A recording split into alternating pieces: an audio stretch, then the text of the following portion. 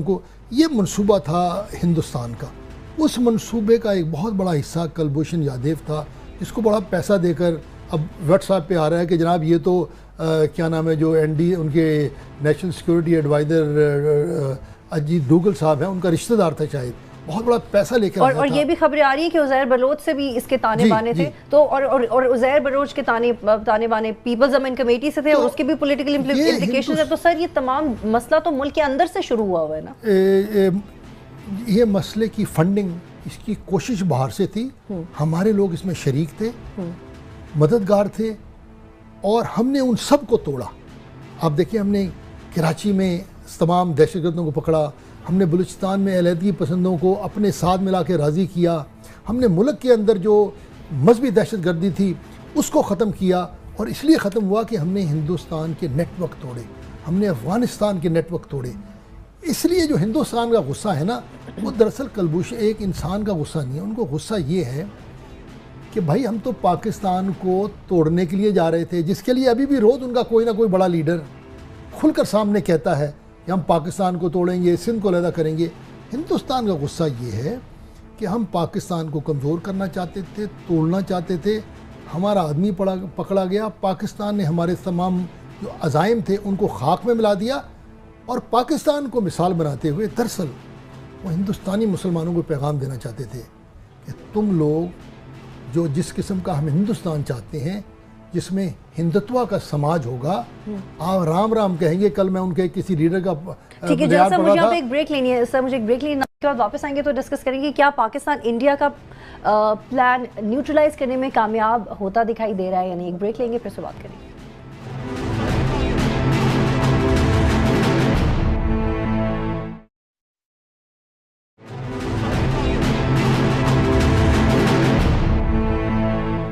Programme में खुशामदीद नाज़रीन। जल साहब, हम ये तो अभी तक डेवलप कर पाएँ कि पाकिस्तान इंडिया के डिज़ाइन को न्यूट्रलाइज कर रहा है पाकिस्तान के अंदर, और इंडिया की इंटॉलरेंस इंडिया के लिए सबसे बड़ा चैलेंज है।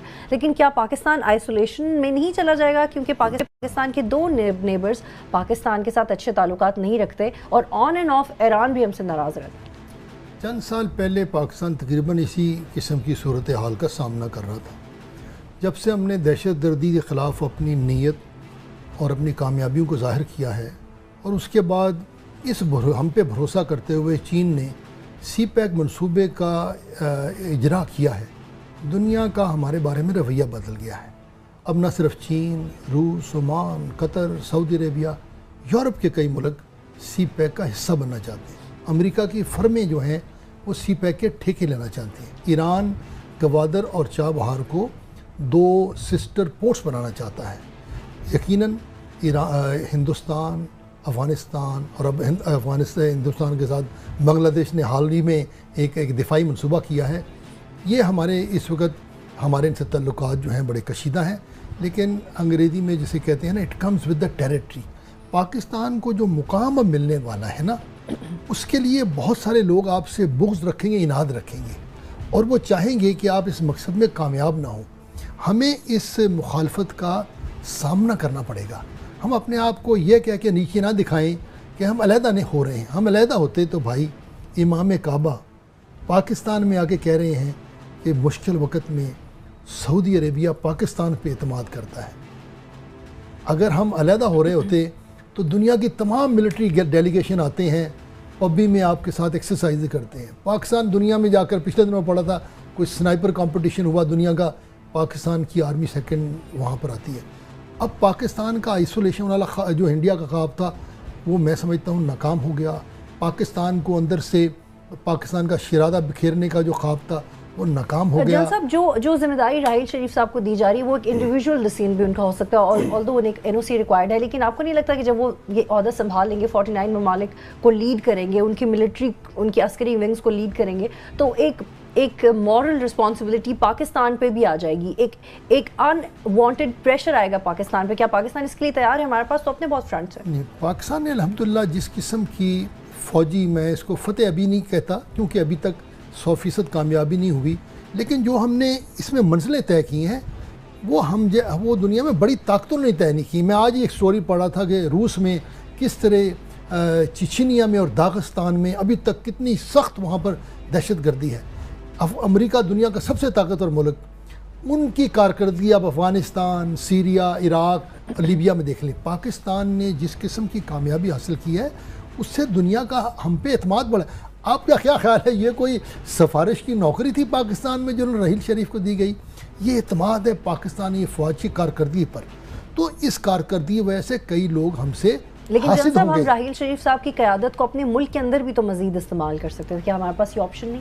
देखिए, पाकिस्तान इस वक्त जो पाकिस्तान का वेट है ना जी, ये पाकिस्तान के अंदर महदूद नहीं है। मैं बार अगर राहील शरीफ पाकिस्तान में ही कोई ओहदा ऐसा देखते, कोई सिक्योरिटी के हवाले से कोई ओहदा लेते, तो क्या वो ज़्यादा लेना चाहिए था सर, या सऊदी अरब? पाकिस्तान का आज से नहीं, कई सालों से तो दुनिया में बैनुल अक़वामी अमन फ़ौज है, उसमें पाकिस्तान का सबसे बड़ा हिस्सा है।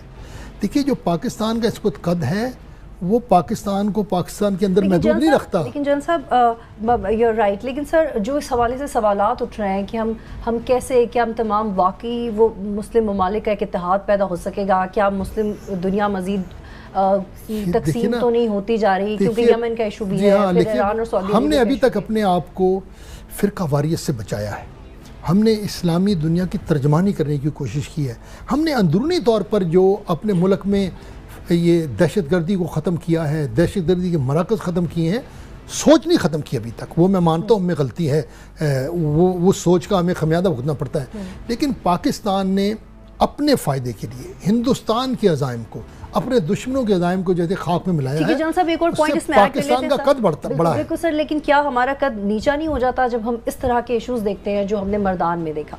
सानिया सियालकोट की एक और नई शक्ल हमने देखी कि किस तरह से एक हजूम एक शख्स को के हवाले से एक अदालत लगाता है और उसकी लाश को भी मारते रहते हैं। तो सर ये गैर इंसानी कि बच्चों को आप वो वीडियो ही नहीं दिखा सकते। तो सर एक तरफ हम इंडिया में इंटॉलरेंस की बात करते हैं, एक तरफ हम अपनी फतह की बात करते हैं जो हम दहशत गर्दों के खिलाफ ले रहे हैं, लेकिन सर वो जो एक ब्रूटैलिटी जो हमारे अंदर एज ए ह्यूमन एक कौम की हैसियत से पाई जा रही है, हम उसको क्यों नहीं ख़त्म कर पा रहे? और वो भी एक ऐसे मुद्दे पे, एक ऐसे पॉइंट पे जिस पे सो कॉल्ड हम इकट्ठे हैं, जिस पे बज़ाहिर हम इकट्ठे हैं कि हम दीन के नाम पे इकट्ठे हैं। तो सर अगर हम दीन के नाम पे सारे इकट्ठे हैं तो मैं और आप उसका अलग अलग फैसला कैसे कर सकते हैं? ये क्यों किया हमने? जो हिंदुस्तान में नफ़रत और इंटॉलरेंस है वो इज्तिमाई इंटॉलरेंस है, हुकूमत उसको बैक कर रही है। आज यूपी में जो मुसलमानों को गोश्त के नाम पर, नौकरी के नाम पर, आपको मालूम है हिंदुस्तान में सबसे ज़्यादा टेररिज्म के केसेस हिंदुस्तान में मुसलमान 14% हैं, और जो दहशतगर्दी के इल्ज़ाम में गिरफ्तार हैं वो सबसे बड़ी परसेंटेज मुसलमानों की है। वहाँ बात हो रही है पूरे माशरे के अदम बर्दाश्त की। आप बात कर रही हैं चंद अफरात गुनाह की। पहले बात तो काबिल मज़म्मत है, आपने जिक्र नहीं किया, बल्कि मैं जिक्र करूँगा। पिछले दिनों लाहौर में चंद अहमदियों को भी इस तरह बेगुनाह मारा गया, हमारे लिए शर्म की बात है। और जितना मजम्मत की जाए से तो हम बात करने से ही घबरा जाते। बिल्कुल, ये देखिए, हम जब तक हम अपने मुल्क में तमाम लोगों के लिए यकसा मौके नहीं देंगे, खा वो मेरे नुक्ता नज़र से मुत्तफ़िक हो, मेरे नुक्ता नज़र से मुत्तफ़िक ना हो।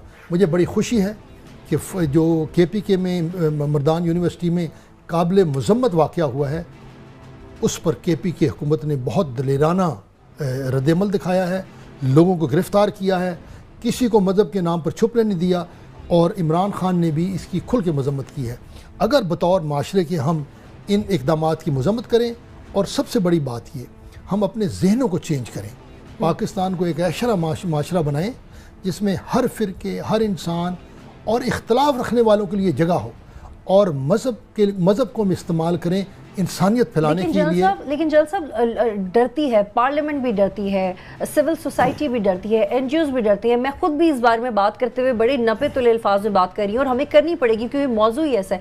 लेकिन सर एक ऐसा मौजू जिस पे आते हुए ही आपके हाथ पाँव कांपने लग जाते हैं, उसको हम रीइवैल्यूएट कैसे कर सकते हैं, उसको सुधारेंगे कैसे? मैं 2000 में गवर्नर था इस सूबे का, और उस वक्त जब हमने दहशतगर्दी के ख़िलाफ़ ऑपरेशन शुरू किए, उस वक्त हुकूमत भी डरती थी।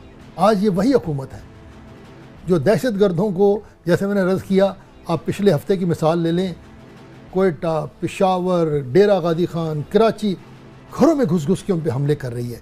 आज ये वही मुल्क है जहाँ पे कल तक हमें मस्जिदों में सुनना पड़ता था ये अमेरिका की जंग है, आज तमाम मजहबी लीडर इस लड़ाई को सपोर्ट कर रहे हैं, या कम से कम बसारन सपोर्ट कर रहे हैं। पाकिस्तान में एक बड़ी तब्दीली आई है, इस तब्दीली का बहुत बड़ा क्रेडिट अफवाज पाकिस्तान पे जाता है जिन्होंने जुर्रत से और लोगों को साथ मिलाकर ये काम किया है। लेकिन सर ये तो पार्लियामेंट, इसमें तो पार्लियामेंट को अपना किरदार अदा करने की जरूरत है, जो वाकया मैदान में हुआ है। क्योंकि आप लोगों को किस तरह से इस बात की गारंटी देंगे कि अगर आपको शक है, यकीन है कि किसी ने ब्लास्फेमी की है या कोई सेक्रिलीजियस हरकत की है, तो आप उसकी अदालत नहीं लगा सकते। और अगर किसी ने की भी है तो आप कानून का रास्ता इख्तियार करें, आप खुद किसी को इस तरह से कत्ल नहीं कर सकते।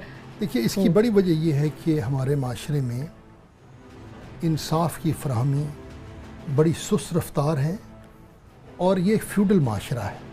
जब तक हम इदारों को मजबूत नहीं करेंगे, इंसाफ के इदारों को मजबूत नहीं करेंगे, तो घरों में एक भाई बहन को मार देता है किसी शक के बना पर, उस्ताद शागिर्द को मार देता है। आज मैं पढ़ रहा था एक वकील साहब किसी, मेरे ख्याल में उस्ताद को या कहीं और मार रहे थे। ये माशरे का तशद्दुद जो है, इसकी बड़ी वजह हमने शऊर नहीं फैलाया, हमने अपने इदारों को मजबूत नहीं किया और हमने अपनी अदलिया को लोगों के जहनों में उसका तस्वर नहीं बिठाया। क्योंकि मुझे खुशी है कि अभी पंजाब में काफ़ी काम इस पे हो रहा है। मैं पढ़ा था इसमें बड़ी डिजिटाइजेशन हो रही है। आज सुप्रीम कोर्ट ने कहा है कि अब जनाब दवाइयों की कीमतों के फैसले भी हम करेंगे। आज मैं चीफ जस्टिस की स्टेटमेंट पढ़ रहा था। मुझे ये पाकिस्तानी माशरा जहाँ से दहशत गर्दी हमने दूर की है, मुझे यूँ लग रहा है कि हम आहिस्ता आहिस्ता ज़हनी तौर पर भी दहशत गर्दी के ख़िलाफ़ जा रहे हैं। गो कि काम इसमें करने वाला बहुत है। ये मैं कह दूं कि हम इस सतह पे पहुंच गए हैं कि जहां पे पाकिस्तान एक रोशन ख्याल मुल्क बन गया